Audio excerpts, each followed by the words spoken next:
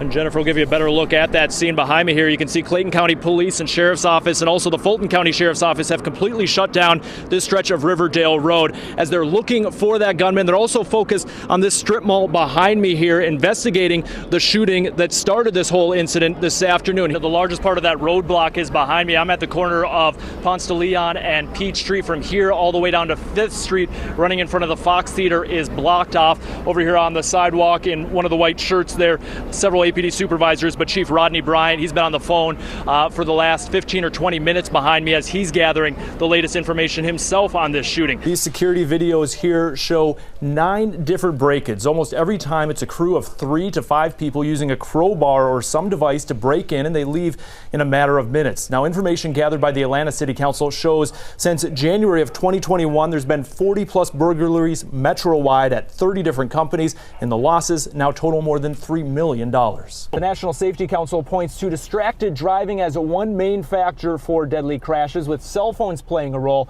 but they also point to newer infotainment systems in some cars. Atlanta police officers returned to this property here off Key Road in DeKalb County this morning and drove down the winding road behind me into the woods that is labeled as a restricted area. They came back here less than 24 hours after Atlanta's interim police chief said anyone illegally using this property will be arrested. After the storm left the neighborhood, people came out of their safe places to try to see how bad the damage was. At this home here, it ripped the wall completely off of a bedroom. As the storm passed through the neighborhood, debris started flying everywhere, including large pieces of wood like this, which went several feet into this home. 20-year-old Angelica Green tells me she was crossing Old National Highway here at Godby Road with her boyfriend when a driver hit her and then kept on driving. She told me waking up hours later in Grady Hospital, she realized it was a miracle just to be alive, and then she learned of yet another miracle. Just to show you how short that distance is right now, I'm standing here at the corner of 10th and State Street. Georgia Tech's campus right over my shoulder there. If we swing around right here, you can see the police car still controlling the scene here, keeping people about a block away down State Street. Good evening, I'm Joe Henke. That breaking news is at Kennesaw State University. School officials in the past hour tweeted an armed intruder was reported on campus, and anyone on campus is being asked right now to seek shelter in a secure location. New tonight, more developments in the Fulton County District Attorney's investigation of former President Donald Trump. She's requesting a special grand jury be convened, which could allow her to compel uncooperative witnesses to testify. As Doug Richards explains, it all relates to a phone call Trump made more than a year ago to the Georgia Secretary of State looking for votes to flip Georgia's election in his favor. Joe Henke was at the Fulton County Courthouse all day long. And Joe, did we hear anything from Giuliani at all today? Well, Jennifer, outside the courthouse we did. He answered a few questions there. What is unknown is if he answered any questions inside or if he decided to plead the fifth when he was before the grand jury. He left the courthouse after about 6.5 hours inside. Rudy Giuliani left the Fulton County Courthouse from a secure exit out of public view. His Atlanta-based attorney, Bill Thomas, left moments later. I can tell you that we were ordered to be here. We showed up. We did what we have to do. Grand jury process is a secret process, and we're going to respect that. We're going to respect that process. Giuliani arrived at the Fulton County Courthouse just before 8:30 and before the courthouse opened for the day. He was met with locked doors until a sheriff's deputy let him inside. Moments earlier, he answered a few questions. We will not talk about this until it's over. It's a grand jury, and grand juries, as I recall, a secret. Do you believe President Trump is the ultimate target of this investigation? I'm not going to comment on the grand jury investigation. What do you think their ultimate goal is here? More about it. What are you expecting to talk about here today? Well, they asked the questions, and we'll see. Fani Willis has been playing hardball since day one, so she's requiring Giuliani to appear even if he's going to do nothing but invoke the Fifth Amendment. 11 Alive legal analyst Paige Pate says Giuliani pleading the fifth to most, if not all, questions was possible after his attorney earlier this week confirmed prosecutors told Giuliani he is a target of the grand jury proceedings, meaning it is not guaranteed but possible DA Fani Willis could file criminal charges against him in the future. Giuliani, in addition to being a personal attorney for then-President Donald Trump and an attorney for his campaign, appered before a December 2020 State Senate committee hearing where he shared debunked election fraud claims with lawmakers. Thousands and thousands of ballots in paper bags, in garbage cans.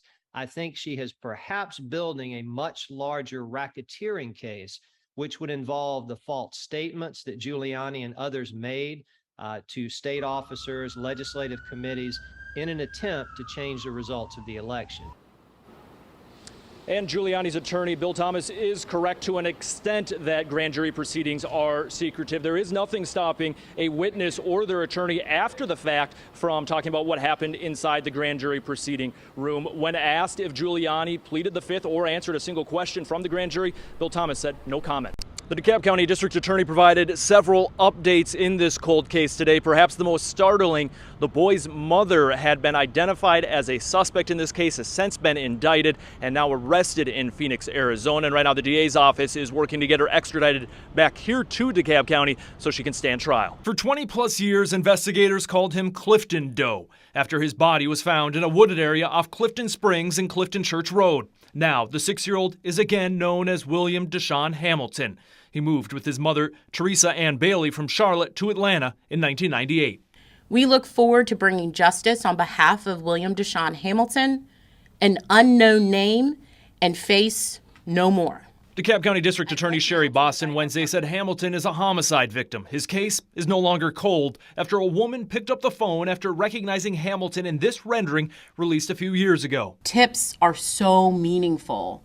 They mean something whether it's a tip or the day after something happens or 20 years later. I cried. It was just so sad to think that someone would give birth to a child and not miss it. In 1999, a church service was held for the boy. A blank headstone was placed near where his body was found. Investigators made a clay rendering of Hamilton and went through databases of missing children. It all led to dead ends. But then came that tip in 2020. This past February, the remains were confirmed to be Hamilton, and his mother was named as the suspect. In June, a DeKalb grand jury indicted Bailey, and she was arrested in Phoenix, where she now lives. We believe that she left DeKalb almost immediately after William's death. The 45-year-old's indictment charges her with felony murder. She is accused of striking Hamilton in the head with an unknown object, causing serious injury, not seeking medical treatment for him, and giving him a substance containing a pain reliever and antihistamine, causing his death. Now, as the district attorney seeks justice for Hamilton, she wants to talk with anyone who met him or his mother from 1998 to 1999 in the Atlanta area. I'm Joe Henke, 11 Alive News. Well, the Little Caesar store is over my shoulder right here, and it was around 8:45 this morning when workers from the Army Career Center were coming in, and they started hearing screaming. Someone was screaming for help, and they thought it was coming from the roof of the building here, so they actually backed up. They tried looking for someone, couldn't find anyone, and then they realized the screaming was actually coming from inside the Little Caesar store, and they called 911. DeKalb County firefighters found the man trapped inside the pizza oven exhaust system. Believe he became stuck sometime overnight and was trapped there for hours. They needed to cut open the exhaust system to rescue him. Guys are set up by the curb, that'd be great. DeKalb County Police directed our camera to back up just before they brought the man out and put him in an ambulance to head to the hospital and be treated for friction burns from being trapped. I was wondering why he was in there, but I'm just glad they didn't turn the oven on because he would have been toast. Army recruiters who work next door here off Covington Highway are glad they heard the man's screams for help.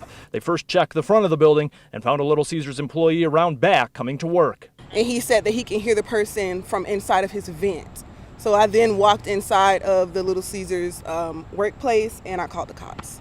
That 911 call led to firefighters arriving and the unique rescue. And I'm glad that our guys, in particular our heavy rescue unit, carries a lot of different tools, and we're able to use a lot of them today to get him out safely. Captain Jason Daniels said they wanted to make sure the man walked away safely and added he is lucky to be alive. He had a select window that he had to get this done because, again, I'm not sure what time the restaurant closes at night, but the oven still gives off heat after they close, I would imagine. DeKalb County Police are now investigating the incident and have not announced any motive, arrest, or criminal charges. And the Little Caesars was closed today. You can see the damage to that exhaust system for the pizza ovens from when firefighters had to cut into it to rescue the man. Of course, that will have to be repaired before the store here can reopen. Reporting in Lithonia, I'm Joe Henke, 11 Alive News. Well, I just bought my Mega Millions ticket a few seconds ago inside the gas station, and let me tell you, lottery fever is contagious inside there. The assistant manager tells me in his shift alone, he sold more than $2,000 worth of lottery tickets. 4, 5, and 10. Assistant manager Tony has been printing lottery tickets all day long, and right now he is in the business of selling dreams. I just bought what I hope is a winning ticket. I told him to sell me a winning ticket. Y'all can choose any numbers. Some let fate decide their numbers, while others are like Gino here, a little bit old school, picking his own numbers, but he did not want to jinx it by discussing strategy. As you know, the guy is getting interviewed is not winning. Even with the odds of hitting the jackpot sitting at 1 and more than $302 million, others are confident, ready to flaunt their millions, actually giving out their full home address. The winning lottery tickets right here in Tucker, Georgia. We had come and see me. If he wins, he will have plenty of cash to flash. On a $1.28 billion jackpot with the straight cash option, you take home $747 million. After federal taxes, it drops to $470 million, and Georgia state taxes drop it down to $427 million. Not exactly $1 billion, but more than enough for everyone who talked with us, and they're ready to spend it. Vacation. Permanent vacation. Paying off all my credit cards and going on the 2 trips to Europe. Just enjoy life. That's the plan. I'm not gonna go too extraordinary. Just do the simple stuff, and then like let the taxes come out next year, and then that's when I'm gonna ball out. And even Tony can't resist getting a ticket. Yeah, me and my girlfriend been playing, so it's hopeful. In DeKalb County. See you next time. Enjoy it. Thank you. Joe Henke, 11 Alive News. They're in disbelief because down here where I'm standing is where Leslie Reese ended up, but she started out up there on the side of I-85. Her car had broken down. She was standing on the shoulder. That's when a driver plowed into her car. Her car hit her. It sent her over the edge. She fell about 30 feet. We're told she has extensive injuries, but somehow she is expected to make a recovery. And she remembers everything, and she's basically in disbelief that she was knocked off a bridge. She pretty much told my wife that she passed out before she hit the ground. As a former Atlanta firefighter, Irving Reese has seen his share of roadside accidents. She fell almost 30 feet off the bridge. The survival rate for that is not very good. His daughter Leslie Reese, though, is beating the odds. Georgia State Patrol determined around 4 p.m. Monday the driver of a Chevy Camaro was racing another car, speeding down the interstate and weaving in and out of traffic before losing control of his car. As soon as I told her I saw her, I heard her get hit and scream.